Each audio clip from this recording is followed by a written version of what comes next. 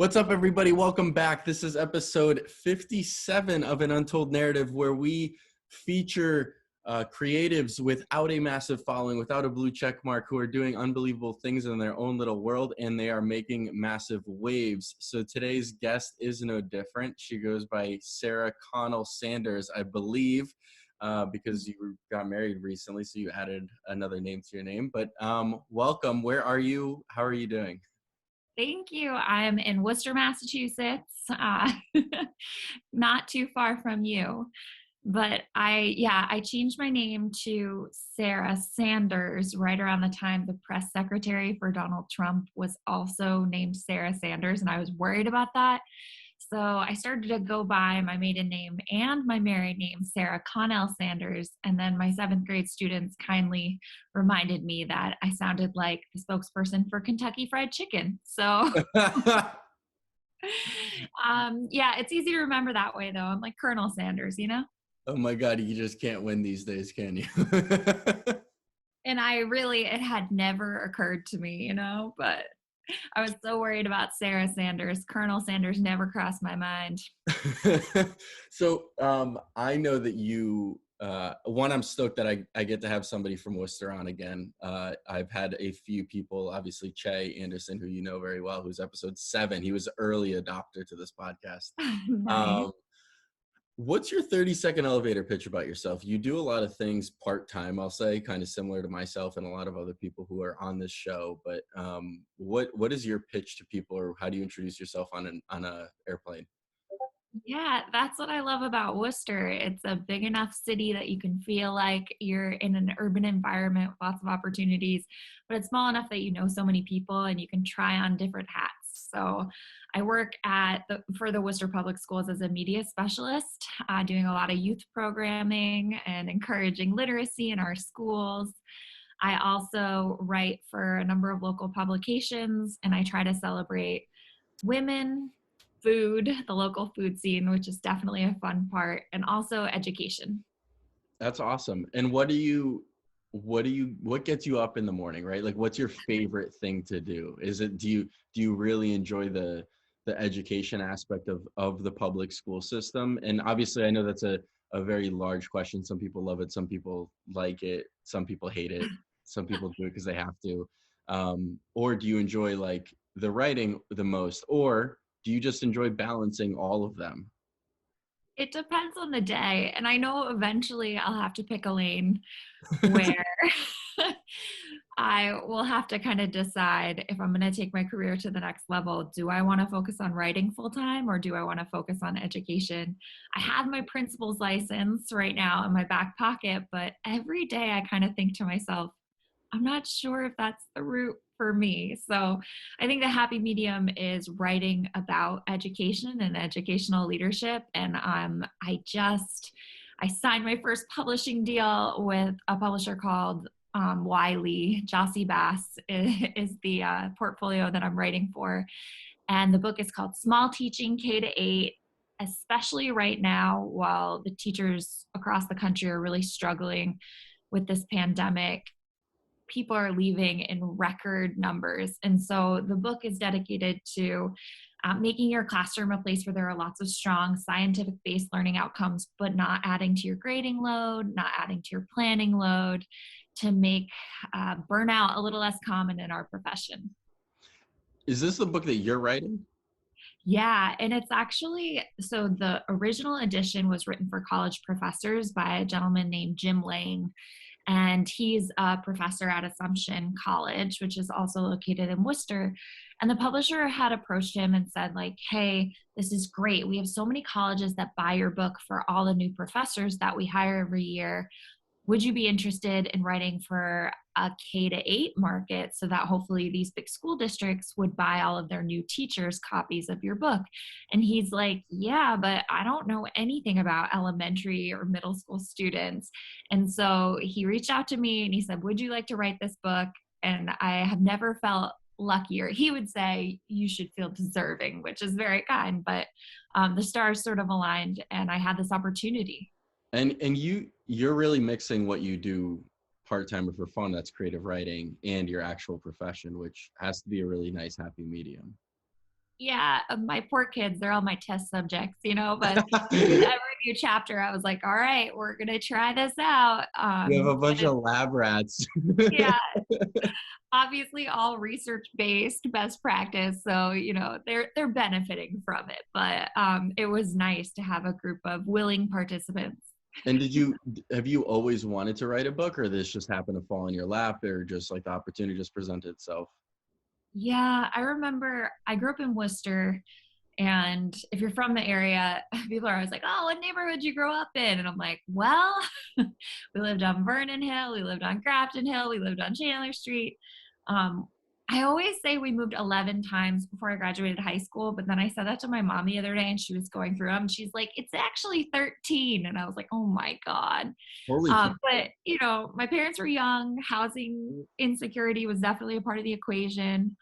And I was just lucky that we lived in this little 3-decker off of Park Avenue in Worcester. And I ended up at like the ritziest of the public schools growing up. And I was surrounded by so many families at Flag Street Elementary School that supported me. And even when we kept moving, the principal said, like, you can keep going here, you can finish out through elementary school. And yeah, I got this level of support that I'm not sure I would have received in other circumstances.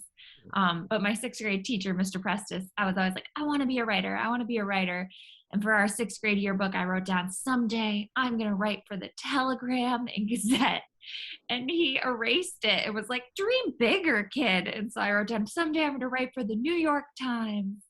So right now I do a weekly column for the Telegram and Gazette. I was gonna say, like, you theoretically hit your dreams and aspirations. You've done it. Yes, someday I'll make it to the New York Times. That's hilarious. That's awesome that you were able to, you can remember that moment and reflect on it and be like, yeah, I've actually accomplished that today. Yeah. But What's people your have pushed me. Yeah, for sure, right? Like, what's your favorite part of writing a book, and then what's your least favorite part of writing a book? Because I don't think we've had writers on, but they've been for like online magazines or even print magazines. I don't think they've ever been a book writer. So I think you might be our first author, which is cool. So what are the highs and the lows of that? Yeah, and I'm making the transition because I write lifestyle content for the most part for like Worcester Magazine, Alternative Magazine. And so to switch to writing a book, you repeat yourself a lot more, which was something I didn't know.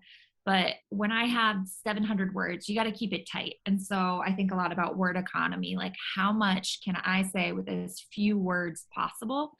And when you're writing a book, you have to come back to your thesis again and again in a way that didn't feel natural to me. It felt overly repetitive. And my editor said, like, no, you have to constantly be reminding your reader, especially with a book like this, that your main idea is such and such, because they might not be reading the book in its entirety. They might open it up for the chapter about predictions or whatever it is. And one thing that I've loved and they've encouraged is just telling stories, because I think in a lot of academic books like this or nonfiction writing, people don't tell as many stories. It's more instructive. And I'm used to writing these columns where I embarrass myself. My husband's like, you always put yourself out there and then you worry about it. But those are the columns that get the best responses, when I let myself be vulnerable. So in the book, I went for it and they said, wow, we don't have a lot of authors who really put themselves out there like this. But I talk about failures, I talk about victories, and the storytelling was the best part. Have you run into a failure yet in this writing process, or a hurdle? Ooh, the connective tissue is the part that's the hardest for me. Like if I tell a story that I think is awesome, and then I have to go right to a chapter that's about all of these studies that have taken place by researchers, I'm not great at making that jump. So that's one place where Jim Ling has been a tremendous mentor, and he's been able to help a lot. That's cool. Yeah, no, we really don't think about, or non-writers, I'll say, don't think about kind of the word placement or use word economy, which is super. It's a really fun way to kind of scope that. And then you said something around like when you write columns, like you have to be very thoughtful about the amount of words and kind of really framing it in a very minimal way to create them as much power behind those like few words. And I actually think that people should apply that methodology to like emails even at work, or you know, we just want to say so much, and we then it gets lost in translation versus actually like minimizing it and looping it back to what the intent or the message is. We just like word vomit all the time, and I think that like what you just said was like super fundamental. Well, I stole it from Ernest Hemingway, so I can't take all the credit. But his favorite thing he ever wrote was a 6-word memoir. And let's see if I can get it. For sale, colon, baby shoes, comma, never worn, period. And people interpret that story in so many different ways. And so he took a lot of pride in it. But, you know, some people think, oh, the baby was born so fat and healthy that it couldn't fit into its shoes. And then other people think, oh, no, this woman has had a miscarriage. And there's just like tragic ways to interpret it, Sure. beautiful ways to interpret it. And so that's always my go-to when I'm thinking about word economy. You got to trust the reader, and it's okay to be a little ambiguous if you're allowing them to kind of invest in it and let their imaginations take them away. Um, that's super insightful. I clearly don't do my research on authors or that world in any way, shape, or form. So that was cool to learn about Ernest Hemingway. I might requote you at some point in my life. Um, you talked about being vulnerable a lot, and I'm very similar in that sense on social specifically. Like I just don't care, and so like you get what you get, and like that's just it. And it's like some days are good, some days are bad, some days it is what it is. How did you learn to like open up about yourself and kind of putting yourself out there, because it's a dangerous place to be, especially in the internet era that we're at, where as soon as you click send or post, it's up for interpretation, like you just spoke about, and anybody can take it however they want. And so like why do you do that, and then how did you like come with that sort of confidence to open up like that?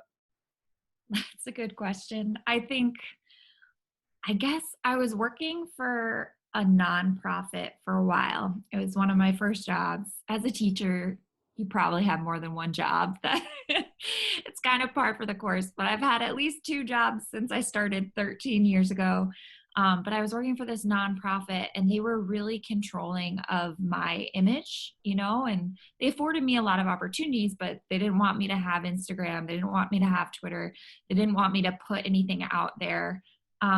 And I think it was just kind of like an old fashioned model, right? Where they were scared. And when that opportunity wrapped up and I went off on my own, I just had this epiphany like, there's nothing out there about me right now. So everything weighs so much. If I put a lot out there and I'm controlling the narrative, then every post becomes just a drop in the bucket and it's not quite as high stakes. And so I decided there are 2 modes of thinking. You can put nothing out there or you can put lots out there. And I decided to go for density. I like that a lot. That's super insightful. Hopefully people gain a different perspective on that. That's super cool. I like that. You, we're just jumping around. By the way, I mentioned this to Sarah off record for our listeners right now. I didn't do any research at all going into this. I went very cold turkey. When sometimes I actually do a little bit if I've never met them. And I know we just recently met, so I didn't do it. Um, but you mentioned, you know, going back to the Ernest Hemingway thing, you spoke about people's interpretations, and you did mention like pregnancy and stuff like that. And I do know that you are currently pregnant as well, because you told me. How Yeah. how big of a life change is that? And I know we're all over the map, and we just jumped from writing to pregnancy, but I think my primary listenership is a lot of males, but there are some females as well. And I think the perspective that this conversation can give to people is going to be super enlightening. And I, for myself, on a selfish front as well. What's that transition like? You know, you're obviously trying to balance the creative aspects of your life, your work life, your marriage life, and then you're adding another human to the equation. What's that process like for you? This is the first time I've gotten to answer this question, but it's something that I've been thinking a lot Oh, about. hell yeah. I'm stoked. Yeah. When I first started, I guess I'm all over the place too here, but growing up, we didn't have a lot. And so swimming was like my ticket out. I worked really, really hard at swimming and I was very single-minded. I got recruited to a Division I program in New York City. I went to Fordham University at the time in my life. But my life was all about swimming for so long. And then you graduate as a college athlete and you're kind of like, oh, okay, I'm not going to be a professional swimmer. Like I was pretty good in the state of Massachusetts. I was okay in Division I collegiate swimming, but like I'm not going to the Olympics. And even for Olympians, when the Olympics are over, like what's next? If you're a swimmer, aside from Michael Phelps, there's not a lot of opportunities out there that are a direct translation of what you've poured so much effort into.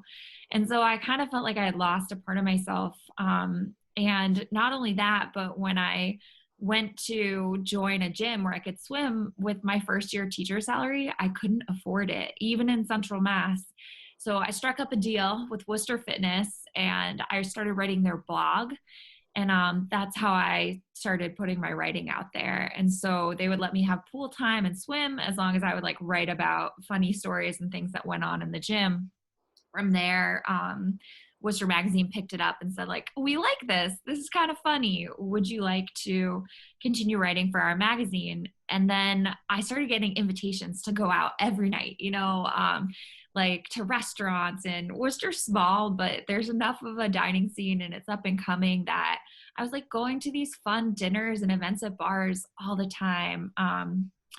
Now, with COVID over the last few years, I have, I think, learned to slow it down, and my life is not quite as focused on the social scene and the dining scene. And I think that's going to be really important because with a baby, you can't be going out every single night. But I've also been able to channel a lot of time into creative projects, and I'm excited to be a mom and pass on my creativity to my kid and not keep it all for myself, too. That's amazing. I like that. The transition, and thanks for also sharing. I didn't know that you were almost semi-professional swimmer and D1 athlete. That's pretty cool too. Do you have a fear at all in becoming a mom or a parent? Mostly in the short term, I'm worried about labor. I need to stop reading so much, but I have so much respect for all of the moms out there. It sounds like it is one of the most primal, painful, and empowering experiences that a woman can go through. But I think I'm really, really lucky. I had my fair share of duds in the relationship department over the course of my life. And right now, my husband is just such a supportive partner. And he makes me feel so good every day. It makes me feel really confident in myself and the decisions that I make. So I think we're in good hands. That's amazing. That's. I mean, it would be a different story if your husband wasn't good to you. Agreed. Yes. Yeah. No. My sister had her first child a few months back in the fall, and I became an uncle, and just watching that process of even like, I don't know, I've never been exposed to it in 30 years of like another human and watching their growth from start till whenever, right? Like their entire like growth. And that process alone again, it's not my child, but like I get to like witness it from a close like perspective. And I think it's a fun process to like see something grow and kind of evolve. Yeah. And right now, I mean, I don't think I was ever forthright about the fact that like I have struggled with anxiety my whole life, and all of a sudden mental health is part of the conversation. I'm encouraging my students to talk about it, and my co-host of the podcast that I host, it's called Pop It, we talk a lot about how we're trying to destigmatize mental health issues. So one thing my sister-in-law said to me, she said, your anxiety is going to completely go away as it pertains to yourself as soon as you have that kid, but you're going to have a whole new kind of anxiety where you're like worried about this human being you have brought into the world. So I think I'm trying to mentally prepare for that. Sure. I mean, that makes sense, right? Like that's going to become your sole kind of priority moving forward. You mentioned anxiety, and we're going to get to your podcast right after that.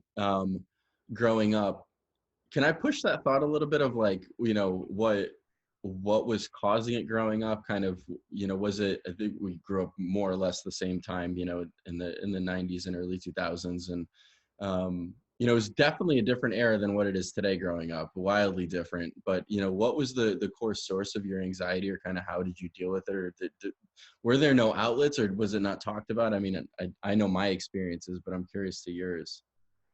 Yeah, it's like we were definitely of humble means, right? My parents hate when I say this, but they met at a commune. There was like it wasn't a commune; it was student housing. But my mom made the bread. They all had a job. At some point, it's called Butterworth. It's a UMass living communal living situation, and Butterworth like tried to leave the United States of America and form their own in a colony or something. I don't know. They lived in a commune, and they were never really together. So my parents had me very, very young, and that made for a unique, abstract kind of family situation.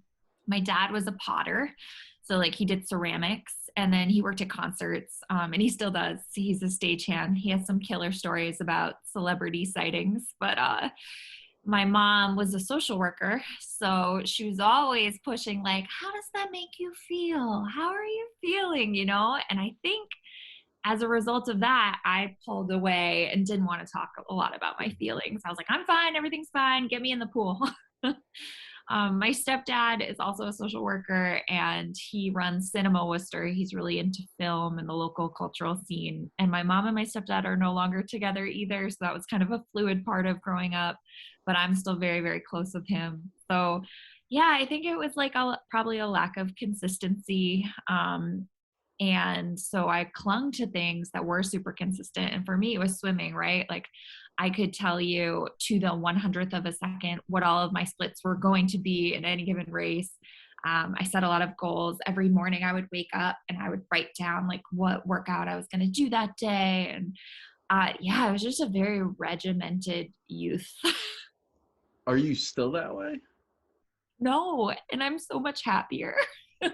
But I think part of it is talking to someone. And I think if you're willing to go to the gym to upkeep your body, you should be willing to go to a mental health professional and upkeep your cognitive health, right? That's so important. But I have relaxed a lot since I met my husband. He's been really good about normalizing mental health for me as well. And like making me feel like I am worthy of self-care and taking care of myself. And I used to beat myself up if I went a day without working out or something. And he's always like, oh my God, you deserve it. You're tired, especially right now. He's like, you're making a human. You probably just like made another finger or leg or something. Lay down, take a nap. I'll make you dinner. So it's good. That is a wild perspective to think about. So thank you for sharing that imagery. Um, uh, yeah, I definitely think the inconsistency aspect probably weighed pretty. And you mentioned moving 13 times. I mean, that's once a year.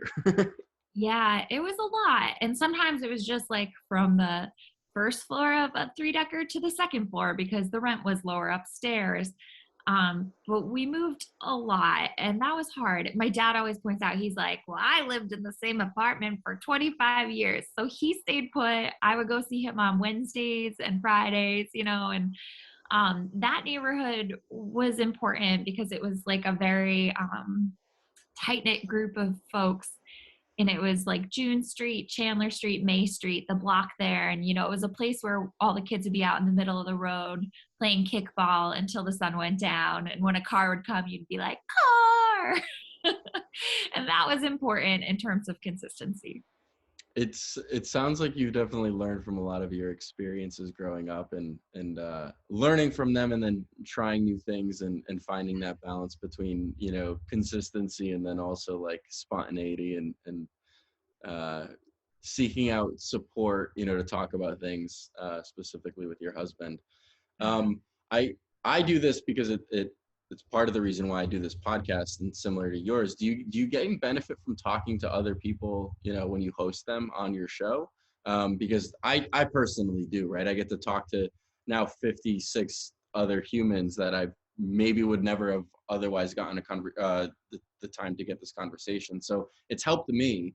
I'm curious about your perspective on where it stands with kind of your week to week or month to month, or I don't even know how often you guys do the podcast. So Oh my God, 100%. And I started using writing as that excuse, right? Because it's hard to have 17 jobs. So I said, okay, whoever I decide to interview for writing, I'm going to make sure it's benefiting me in some way, or I can recycle the content and use it in like 3 different places. And with the podcast, it's the same thing. And it's an excuse to talk to people that you have reverence for or you're curious about. It's a really easy way to get some face time with people that you respect and admire. Molly and I started the podcast because she and she started as a substitute teacher, and we both had lunch duty one day, and I was 10 years younger than everyone else in the entire building.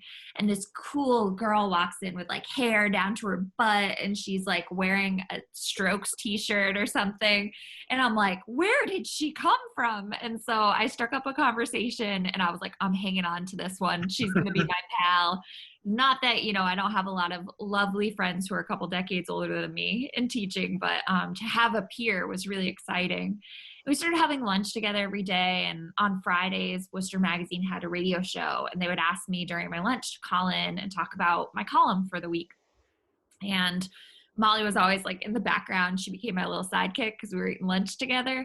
And at some point, I looked at the website of the radio station, and every single host was a white man. Of all the shows were hosted by men. And I was like, I'm not coming on the show anymore. I was kind of being like tongue in cheek, but unless you guys get a woman on here to host a show regularly. And so sure enough, Molly and I sat down with the producer of the radio station, and he said, sounds like you guys are volunteering. And so we started this show. The radio station is very small, local FM station. So being millennials and media savvy, we're like, we're going to put it up as a podcast. But we really have the mission of elevating women's voices in the community. So some of my favorites have been like Senator Harriet Chandler, who's a huge advocate for women's rights. And she actually just announced last week that she's retiring, but she's a real legend in the community. We spoke with a woman named Nikki Bell, who opened the first shelter of its kind for women who had been sex trafficked. And she was formerly sex trafficked herself and talked very outwardly about that experience. That was a really moving one. Megan Jasper is the CEO of Sub Pop Records, like Nirvana's record label. And she grew up in Worcester. She's from Worcester. that's And she's it. I know you should. I'll give you her information because I bet she'd be a great interview for this too. But she started as the like secretary, I guess, or the front desk person for Sub Pop when she was pretty young. And the New York Times called and was like, hey, we're writing an article about punk lingo. And we want to know what Sub Pop thinks. And she just made up a bunch of terms to this New York Times reporter who published the story, and her boss thought it was so funny that she had been like, oh, you want punk rock slang? Yeah, sure. Wibbly bob de bob or whatever. And it was actually printed in the New York Times that she started to make her way up through the company because they were like, this girl has gumption. Like, we need to promote her. And now she's the president. That's amazing. Wow, that is a cool story. um, Also wild that like I just thought it was a podcast, but it's part of a radio station, which is, I mean, I know that probably has less weight today. Let's be Yeah. transparent about that, but I still think it's cool. Yeah, right? Because I grew up listening to the radio. Yeah. And I find that it's older folks around the city who will say, my colleagues, especially at school, I turned on the radio in the car today and I recognized the voice. It was you. And that's always exciting. Do you have like a thought as to like what your end goal, with the podcast of the show is? Like, do you want to do it forever? Do you want to transition it into new ways? Like, have you guys thought about what the future would be like for it? Yeah, it's tough, right? And I think we're at like 120 episodes. For the first year, we did it every single week, every Wednesday, new episode. And then this year, it's been more like every 2 weeks or every 3 weeks. And as we both, our actual careers are developing, it becomes a little more like of a hobby for us than a job. And that's a good and bad thing, right? Because we're doing it when we want to do it. And I think the episodes are then of a higher quality. But what's the end game? The little bit of compensation we've been able to gain is from grants like from the Worcester Arts Council, who I know you're heavily involved with. And I think we have to think about that, right? Like, are we going to pursue this as a way to make money, or is it just a way to open doors for our careers? Yeah, that's a really big conversation to have. I mean, people ask me, they're like, "Oh, I can't believe you even like myself half the amount of episodes." I just do it just for fun to have a conversation, but I also think about like it is time, it is energy. I still have to edit everything. I have to, put the graphics together. I have to post it on social. It's a part-time job essentially, another one. And so what is it, can I develop it to something actually meaningful and impactful and invest in equipment? I mean, I don't know. I do this through Zoom, but I think that's part of the beauty too. You don't need fancy equipment to make content great. It's the stories that are told. And I think that's why I love this so much. It's not about the quality of the video or the quality of the audio, because people have sent me DMs being like, dude, your quality sucks. And I'm like, I don't care. It's listen to the story, not the way that the voice is coming through. But I think everything has a time and a place, and maybe it'll develop something. But as long as you're thinking about it, right, I think that's important. Yeah, the quality has been the hardest part for us. When we were working with the radio station directly, they would send a producer, and that was great. It sounded great. But they would break for commercials every 6 minutes or something. And you could be in the middle of an awesome conversation, and then they'd be like, 3, 2, 1, and Oh then just cut you no. off. And I didn't love that. So that was one part. The other thing was that station is a community station. So sometimes you'd have like an amazing guest who had showed up with you, and you're waiting for them to unlock the door of the station, and the producers volunteer and would be 20 minutes late. And you're just like, I'm trying to be so professional here, and this person is going to think I'm such a joke. So that was the other tough part. So we started to do it ourselves. We've learned a lot, but we also had a lot of failures, or like especially technical failures. Yeah. I'm pretty fortunate that I have never forgot to press record. That's good. Zoom is good because it says it in the corner at least, and you're like, all right, I know it's doing something. I know, right? Um, looping full circle back to the writing aspect. What's your favorite piece that you've ever worked on? Or do you like have a favorite moment, or even a favorite experience? It could have been like an event because of this, or you mentioned a lot of dinners and going out and things like what's the favorite thing that's come out of, your writing? I guess I'll give two. One that was hard and one that was really fun. But the hardest series I ever worked on, I was writing, like I said, mostly restaurant reviews and like fun lifestyle content. And I got an email cluing me into some sexual misconduct going on at the College of Holy Cross. And I was like, oh, geez, this is above my pay grade. So I forwarded it to my editor, and I told him, like, hey, I'm not qualified to write this, but someone should write this story. And he called me back. I remember I was at Del Lot, and I'm like outside on Park Ave or whatever, taking the call. And he's like, what do you mean you're not qualified? And I'm like, this is like, I just do this for fun on the side. I'm not qualified. And I don't have the experience. And he goes, well, how the hell do you think you get experience? Write the damn story. And he hung up on me. And I was like, I guess I'm writing the story. So that was, talk about anxiety. We had all these attorneys who were advising us about how to move forward. And then more and more sources came forward with more and more information. The one professor we had focused the story on turned into two, and then I had faculty reaching out who wanted to meet with me privately. It felt like a huge responsibility, but when the story came out, the level of support from the student body was out of control. And these girls, well, I say girls predominantly, but there were also young men involved. They staged a sit-in outside of the president's office of Holy Cross. There were 400 kids who showed up, and the president came out and made a statement. And then we started to see some actual change take place in the Title IX process at Holy Cross.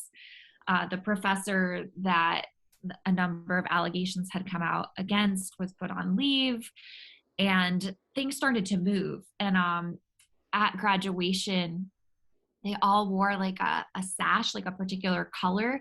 And the notice they sent out said, like, in support of the reporting that came out of Worcester magazine and the Telegram and Gazette, where I think it was teal or whatever, to support the survivors. And I had felt very, very nervous that I would misrepresent somebody or ruin somebody's life unjustly, you know, and working with these lawyers, I kind of figured out how to temper those fears. But to feel the support of the faculty and the student body on graduation day, I go, all right, all that lost sleep, it was worth it. It's a good reminder to take risks and do what you know is right. So that is fucking cool. I got chills. thank you. Like, dude, that's awesome. That is a great story. I was scared though. I was so scared. I'm sure there was so many complexities to like that type of writing. Like, you can't say the wrong thing. You can't, one Right. word misplaced is different. There's a lot of allegedly, according to, allegedly. Even as you were talking about this person, like, I knew that you were framing it up based on the context that you learned. I tried. Yeah, and that was really scary, right? And I got a lot of hate mail, which is scary too. And I think that's one thing when you're a writer or a content creator of any kind, you got to learn not to read the comments, because there'll be 5 really great ones and 1 bad one. And like, what's the one you end up thinking about for the next 24 hours? Bad one.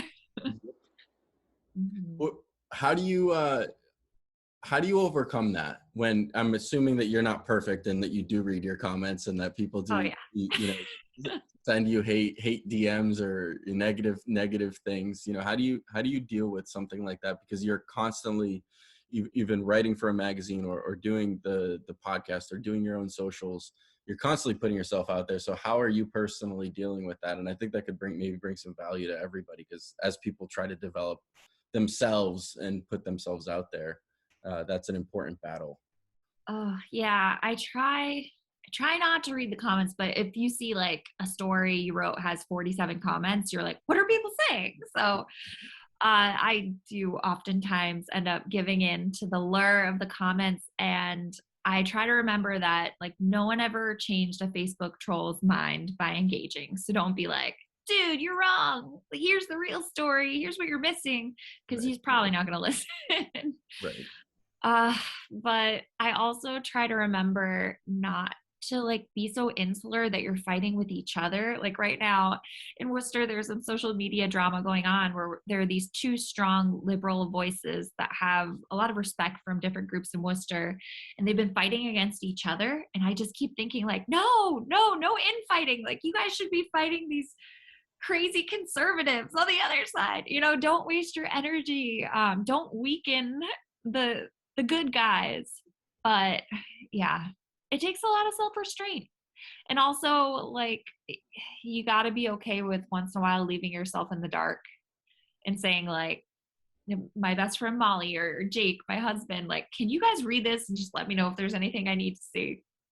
That's an interesting tactic too. Having somebody else read it for you.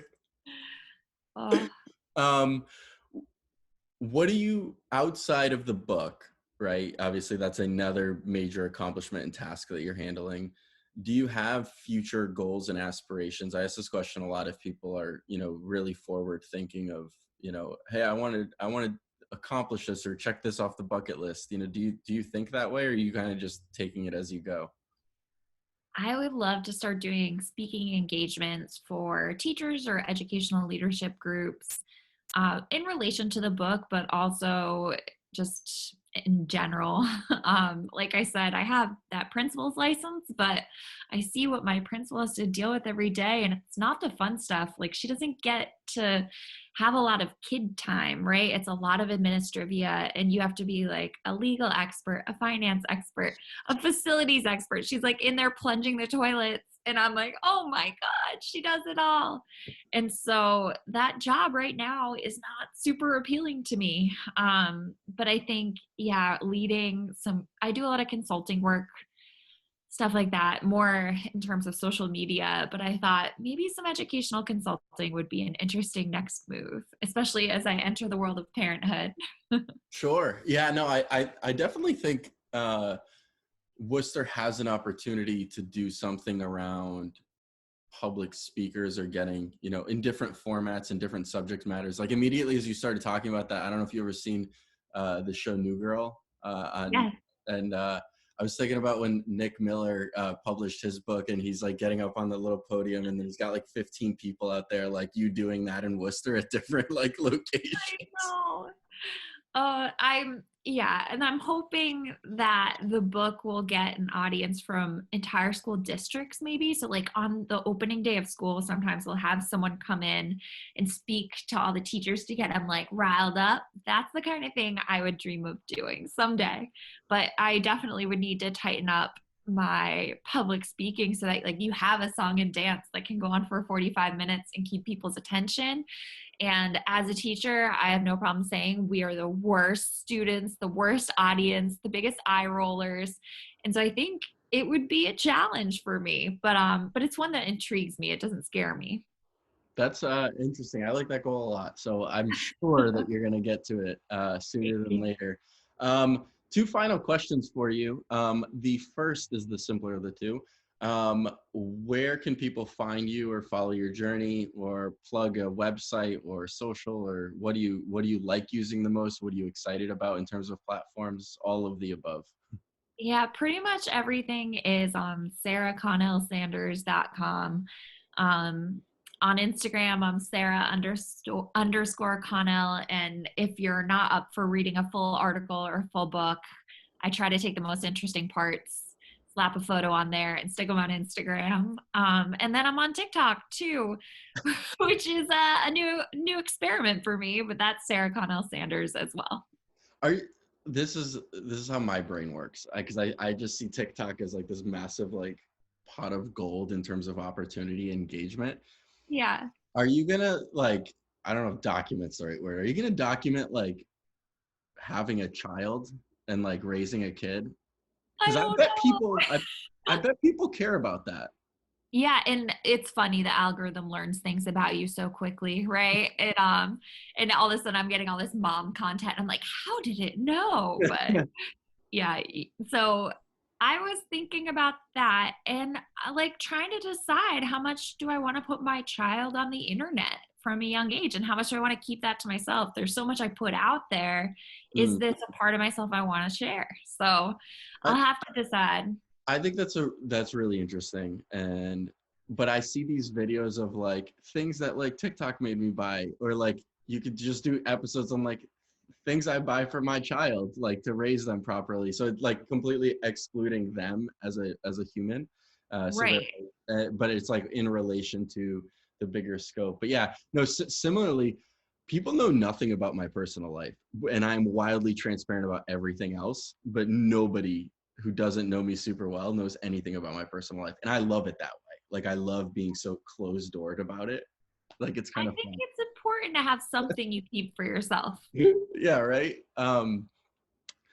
Last question for you. If you had one message to give anybody at any point in time, or even to your younger self looking back or reflecting, what's a message that you would give to somebody, to whether it's to inspire them or to help them if they're really struggling, or in any of that scope? I think the best advice is like figure out what puts you in a state of flow, what you love to do so much that a lot of other people don't like to do, and then make it your job. So I was surprised. Writing for me is like so freeing. I lose track of time. It's like time travel because I just love it so much.